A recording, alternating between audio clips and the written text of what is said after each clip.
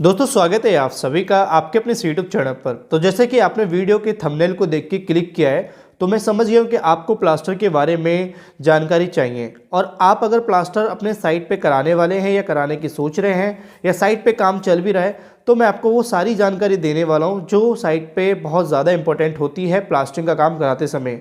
जब आप किसी भी बिल्डिंग में, चाहे आप घर के अंदर का प्लास्टर कर रहे हैं या बाहर का प्लास्टर कर रहे हैं या आप सीलिंग में प्लास्टर कर रहे हैं, तो क्या क्या बातें ज़रूरी हो जाती हैं। अक्सर आपने देखा हो प्लास्टर में क्रैक्स डेवलप हो जाती हैं कुछ ही समय के बाद, तो उन सभी क्रैक से हम कैसे बचें वो सब कुछ मैं आपको इस वीडियो में कवर करने वाला हूँ। प्रैक्टिकल चीज़ें साइट पे भी दिखाऊंगा ताकि आपको अच्छे से समझ में आए। बस आपको क्या करना है कि वीडियो में एंड तक बने रहना है, और अगर ये वीडियो अच्छी लगे तो वीडियो को लाइक करना और वीडियो को आगे बढ़ाने से पहले चैनल को सब्सक्राइब कर लीजिए ताकि हम इसी तरह की वीडियो आप लोगों के लिए लाते रहें तो आपको उसका नोटिफिकेशन मिलता रहे। तो यहाँ पे हम सबसे पहले बात करेंगे, देखो कि जब प्लास्टर हम करते हैं तो वो हमारी बिल्डिंग का या किसी भी घर का फिनिशिंग पार्ट में आ जाता है।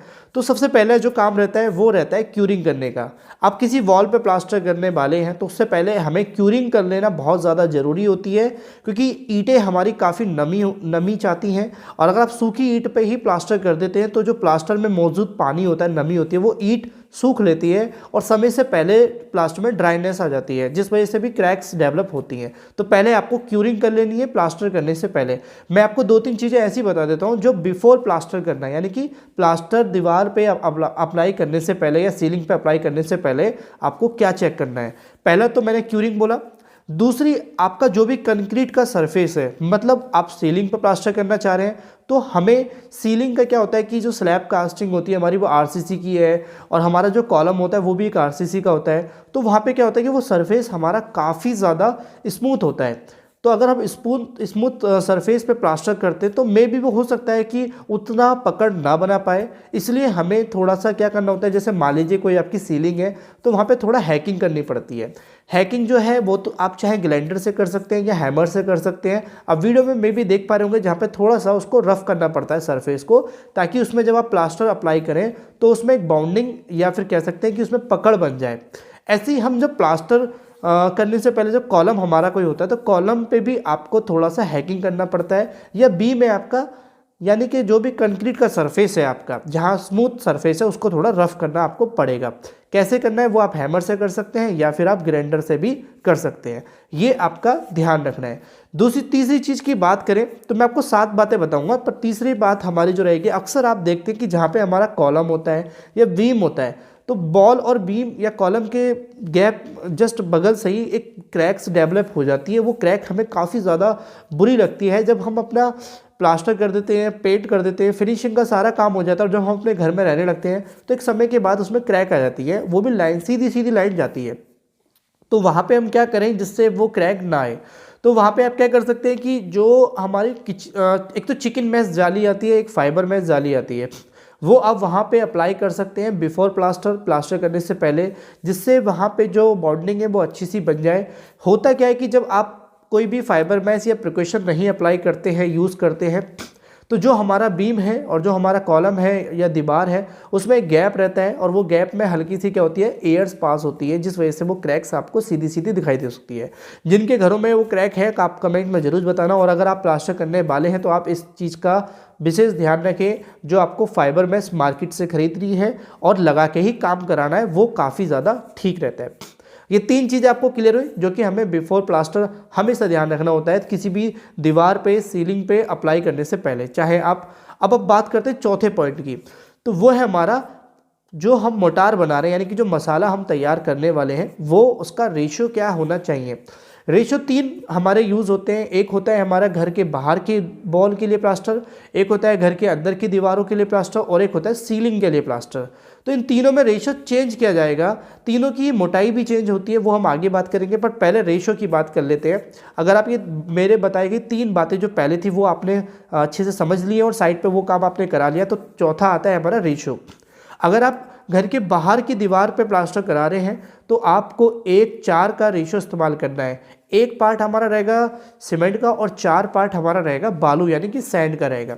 ऐसे अगर हम अपने घर की अंदर की दीवारों का प्लास्टर कर रहे हैं तो वहाँ पे आप 1:5 का रेशियो इस्तेमाल कर सकते हैं, जिसमें हमारा 1 पार्ट रहेगा सीमेंट और 5 पार्ट रहेगा हमारा बालू, जैसे कि मैंने शुरू में बोला।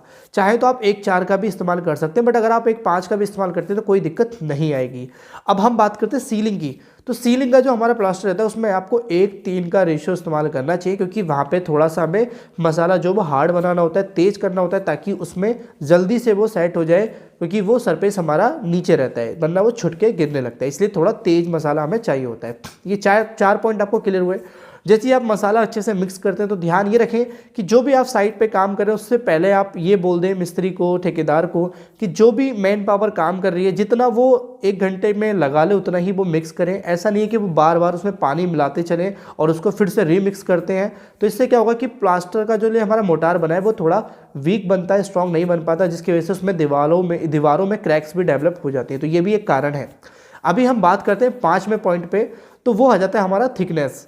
थिकनेस का भी हमें ध्यान रखना होता है, जो कि तीनों ही जगह पे थिकनेस हमारी अलग हो जाती है। घर की बाहरी दीवार है तो वहाँ पे आप 15 mm से 18 mm तक का प्लास्टर कर सकते हैं, क्योंकि बाहरी दीवार पे थोड़ा मोटा प्लास्टर हमें रखना होता है, और दीवार अगर कहीं से टेढ़ी है या ईंट बाहर निकली है तो वो कवर भी हो जाती है। ऐसे हम अपने घर की अंदर की दीवारों का बात करें तो वहाँ पे आप 10 से 12 mm का प्लास्टर इस्तेमाल कर सकते हैं, जो मोटाई में रहेगा। ज़्यादा मोटाई का प्लास्टर भी हमें नहीं करना होता है, वरना वो फूलने लगता है। ऐसे अगर हम अपने घर की सीलिंग की बात कर लेते हैं, रूम की सीलिंग, चाहे वो पूरे घर की सीलिंग की मोटाई की बात प्लास्टर की बात करें, तो आपको वो 10 mm तक, वैसे तो टेक्निकली 6 से 8 mm तक रखना होता है, बट मोटा मोटा 8 से 10 mm ही रखा जाता है। वो वहाँ पे आप इन तीनों जगह पे ये मोटाई या थिकनेस आप इसके साथ जा सकते हैं, जो मैंने आपको बताई है। अभी मैं आपको बता देता हूँ 7वां और बहुत ज़्यादा ज़रूरी पार्ट, जिसमें बहुत लोग कमी कर देते हैं। वो सोचते हैं कि हमने सीमेंट अच्छे से इस्तेमाल कर लिया है, मोटाई सही इस्तेमाल कर ली है, लेकिन जो 7वां पॉइंट है वो है हम प्लास्टर करने के बाद जो क्यूरिंग का टाइम आता है, जो तराई हमें करनी होती है, वो बहुत लोग प्रॉपर तरीके से नहीं करते और प्रॉपर वे में नहीं करते। मतलब ये है कि आपको मिनिमम 10 दिन तराई करनी होती है। अभी जैसे कि मौसम काफ़ी ठंडा हो रखा है तो आप 7 दिन कर सकते हैं, बट आपको नॉर्मली देखा जाए तो 7 से 10 दिन आपको तराई या क्यूरिंग करनी ही चाहिए। वॉल की प्लास्टर की हो, चाहे वो घर के अंदर का है या बाहर का है या सीलिंग का प्लास्टर है। तो ये 7 बातें आपको ज़रूर ध्यान रखनी है अपने साइट पे प्लास्टरिंग का काम कराते समय, और आपने ये 7 बातें ध्यान रख ली तो इससे ज़्यादा या इससे अलग आपको कुछ ना तो जानने की ज़रूरत है, ना ही कुछ करने की ज़रूरत है। बस इतना ही आप ध्यान रखें, आप बहुत अच्छे से प्लास्टर कर लेंगे, बहुत स्ट्रॉन्ग कर लेंगे, और जो आपके दीवारों में, वॉल में क्रैक्स प्लास्टर की वजह से दिखाई देती हैं वो आपको नहीं दिखाई देंगी। तो ये इसका मैं पक्का वादा करता हूँ। बट मैं आपसे एक रिक्वेस्ट ये भी करूँगा कि आपने पूरी वीडियो देखी तो बहुत अच्छी बात है, और अगर वीडियो अच्छी लगी तो इस वीडियो को लाइक कर दीजिए, चैनल को सब्सक्राइब कर दीजिए। कमेंट में आप जरूर बताएं कि इस वीडियो को आप कहाँ से देख रहे हैं, और नेक्स्ट किस टॉपिक पर आप वीडियो चाहते हैं वो भी आप लिखिए, ताकि हमें उससे आइडिया मिले और हम आपके लिए वीडियो बना पाएँ। चैनल को सब्सक्राइब जरूर करना, फिर से बोल रहा हूँ, ये मेरे लिए काफ़ी अच्छा रहता है, मोटिवेशन मिलती है मुझे। Thank you for watching video. मिलते हैं अपनी नेक्स्ट वीडियो में।